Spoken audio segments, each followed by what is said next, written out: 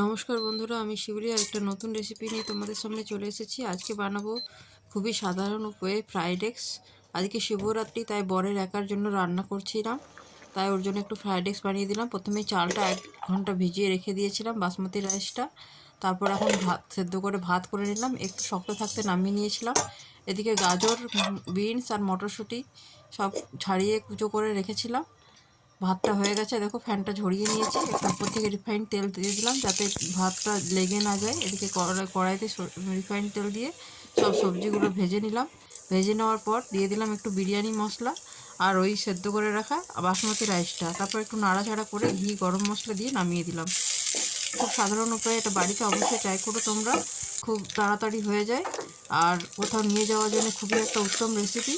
রেসিপিটা ভালো লাগলে অবশ্যই লাইক, কমেন্ট, শেয়ার করে দিও। যারা ইউটিউব থেকে দেখছো তারা চ্যানেলটাকে সাবস্ক্রাইব করে দিও। যারা ফেসবুক থেকে দেখছো তারা পেজটাকে ফলো করে দিও। যদি আমার ভিডিও তোমাদের ভালো লেগে থাকে তাহলে অবশ্যই একটা লাইক, কমেন্ট করে শেয়ার করে দিও। সবাই খুব ভালো থেকো। খুব সহজ পদ্ধতিতে এটা হয়ে যায়, খুব তাড়াতাড়ি। তোমরা বাড়িতে অবশ্যই ট্রাই করো।